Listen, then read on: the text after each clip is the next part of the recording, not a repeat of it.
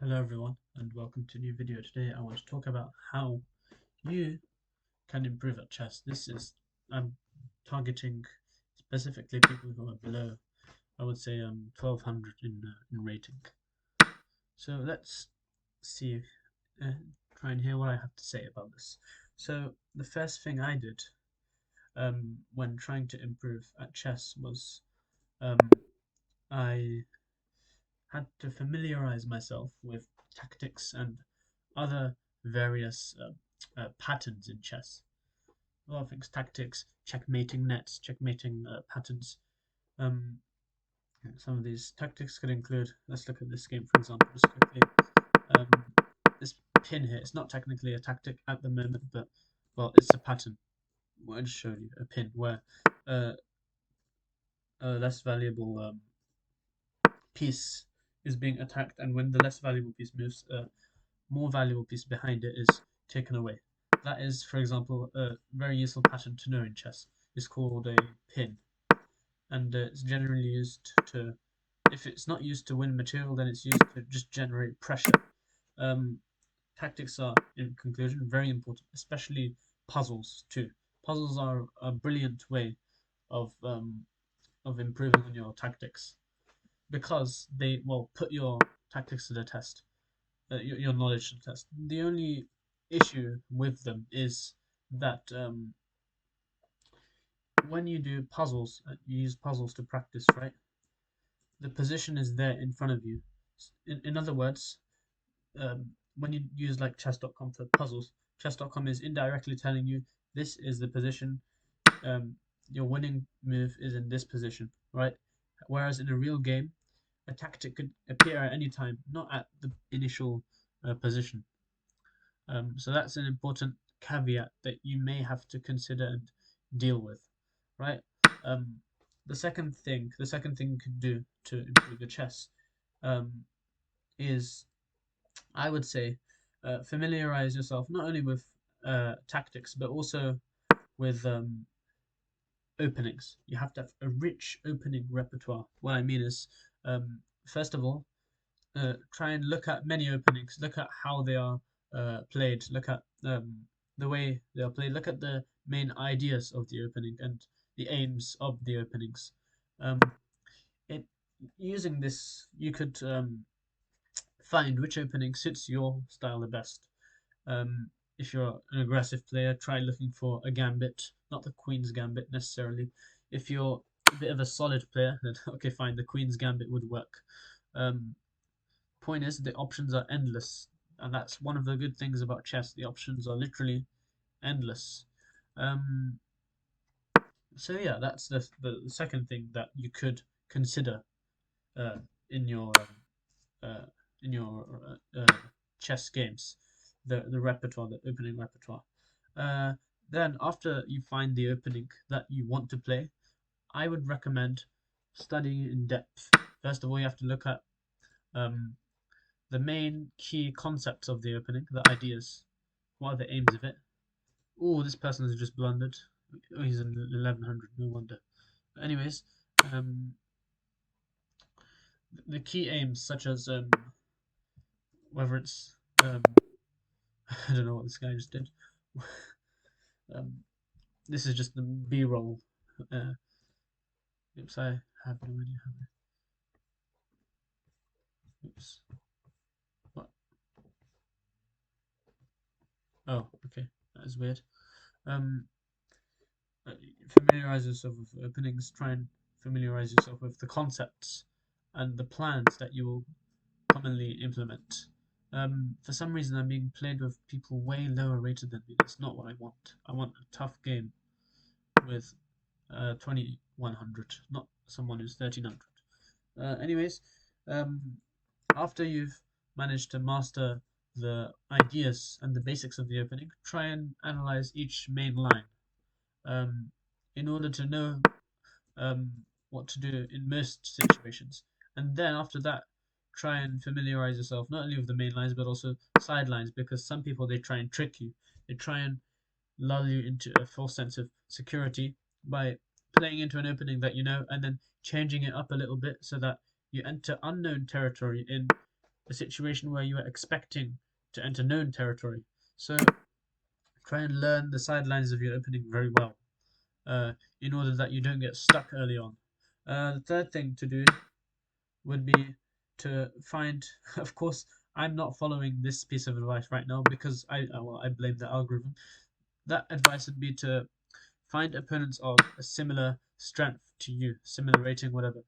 Normally, chess.com they pair you with someone similar, but here a big difference in rating, um, a big difference in rating. That's not suitable because you're going to get a very easy game and you're not going to learn from any mistakes you made because your opponent won't capitalize on them. So that's a drawback to constantly playing with weaker players. And if you play with much stronger players, like if I just played Hikaru Nakamura every day, um, the problem with that is in most situations I probably wouldn't learn from my mistakes because he would play so well that I wouldn't even know what I was doing wrong. But this could be changed if the person that's stronger than you decides to explain to you every part of the game. Obviously, after the game has been played, he explains to you, you did this correct, you did this wrong, you did this corrected. That is very useful and that is a good tool to improve. But generally speaking, if you're independent and you're on your own, it doesn't quite work out, does it?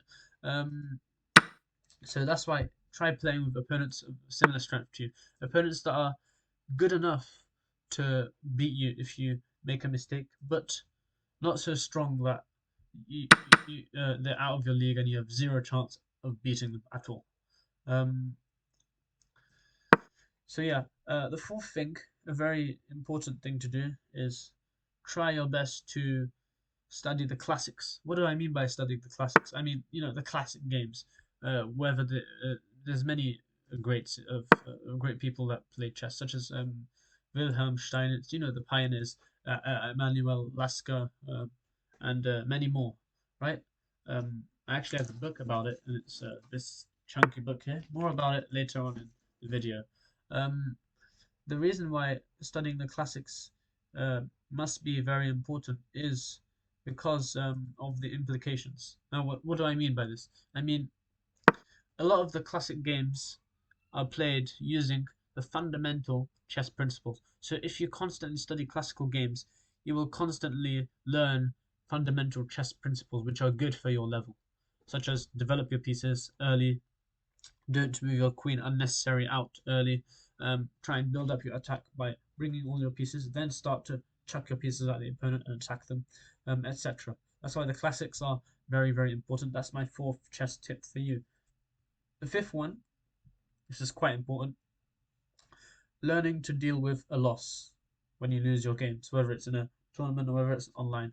Try not to be one of those, rage quitters that just throw their keyboard at the wall every time they lose. Don't be like that because that is too extreme and it, well, compromises you, makes you look weak. Of course, you'll become an internet meme, which is good if you want money off of that, but well, other than that, is nothing really. It's not worth tarnishing your reputation and destroying your mental health. I would say that the first thing to do, how to deal with a loss, is don't let your griefs and your emotions um, define who you are. Just because you lost a chess game, it doesn't necessarily, or doesn't at all in any way, give you the right to um, be a bad human being, to decide to bully someone for no reason, right? That was a terrible example, but it helps you. It helps me to deliver you the point. Don't let your um, don't let your feelings overcome your actions. And the second thing to do would be learn from your mistakes. Try and analyze the game, whether it's with an engine or whether it's with a friend who's stronger than you, or whether it's with a teacher, etc. Um, in a way to pinpoint your mistakes specifically. Try and do that, right? Learn in that way. And then the third thing to do would be make sure you don't repeat it. Now this gets onto a slightly, actually, a very important um, topic, or you could call it a theme, I guess. And that is, the other day I was just browsing on the internet and I heard a certain motive I didn't quite agree with, and that motive was Learn and forget, in quotation marks. Learn and forget. Um, Not learn and forget, sorry. Forgive and forget, my bad. I'm all over the place today. Um, the problem with this motion of logic, forgive and forget, is, um, well, you're going to get stung by the same hole twice, aren't you, if you decide to forget?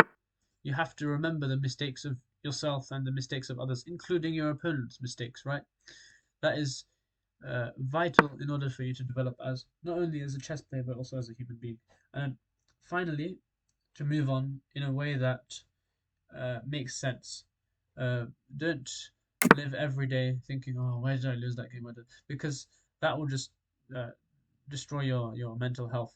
Instead, focus on the good side to losing, which is that you learn new things.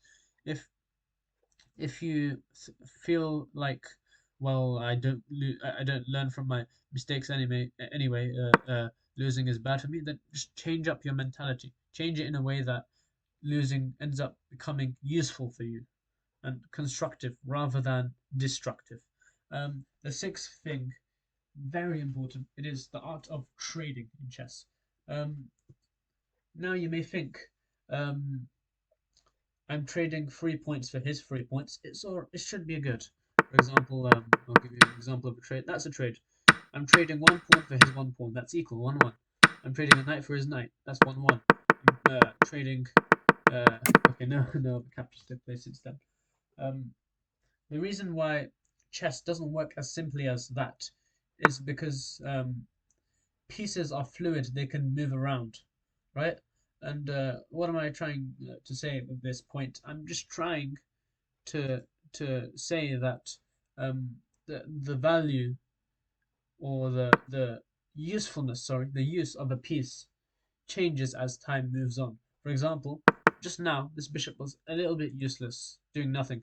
Now, boom, it's all the way on g5 and exploiting my dark squares, right? This shows you that in the space of even one move, a piece can go from being worthless to being actually quite useful, right? So yeah, in other words, if you have a useful piece and your opponent has a useless piece, don't generally speaking, don't trade your useful piece for his useless piece because that would be a bad trade for you, even if you trade the same amount of points for the same amount of points. Because it would be like, I'll give you a badly constructed analogy, to be honest. Um, it would be like, let's say you had £50,000 and you decide to buy like a cheap house, right? And then you sold that house for £50,000, right? And you use that to buy a car. Now you may be thinking, I ended up replacing a £50,000 house for a £50,000, by pound I mean the units for those of you who are in America, for a £50,000 worth car. So it seems like an even trade, right? But no, it doesn't.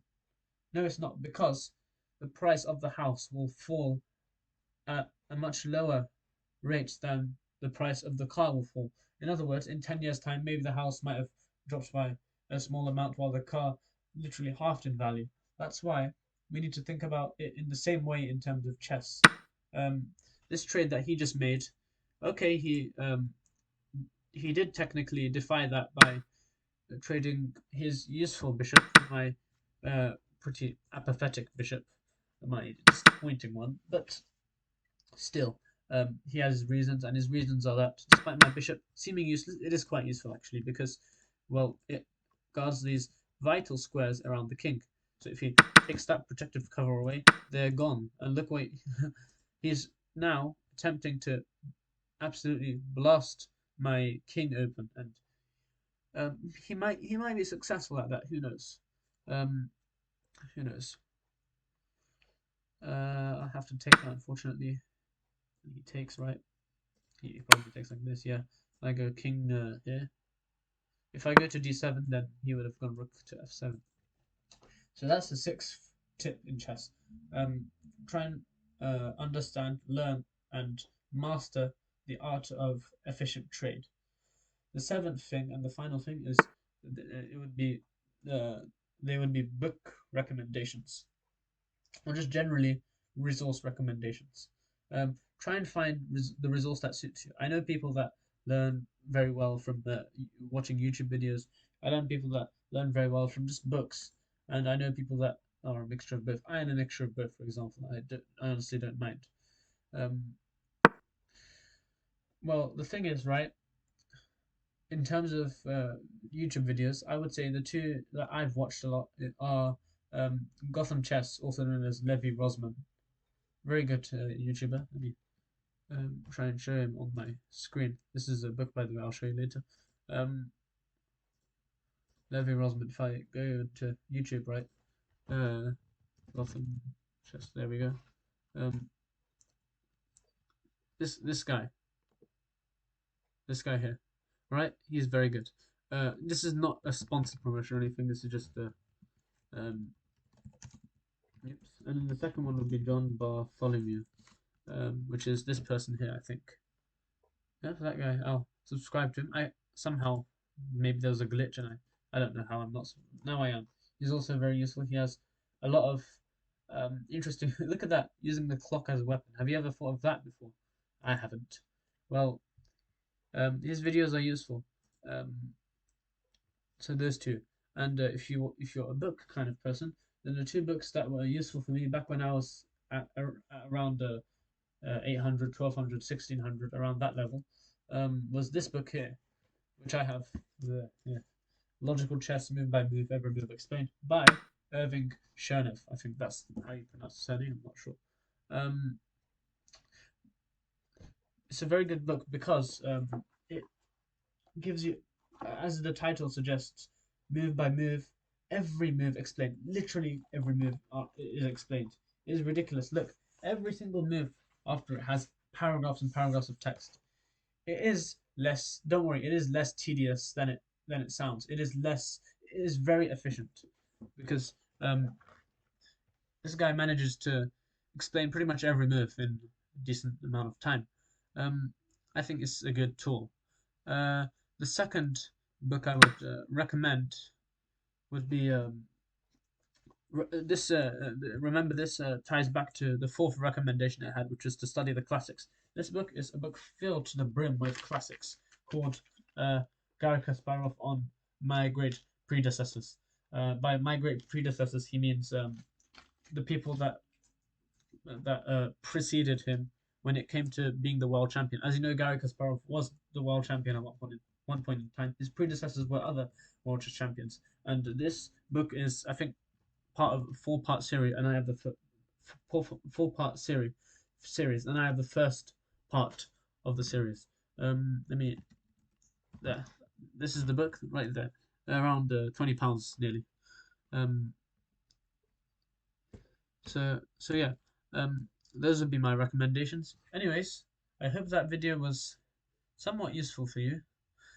If it wasn't, then please give me feedback on what I can do next time to improve it.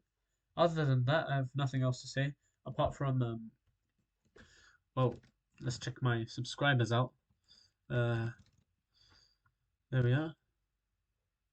78 subscribers. As soon as I hit 80 subscribers, I'm planning to do like a subscriber special or like a different type of video when I hit that threshold. Maybe not.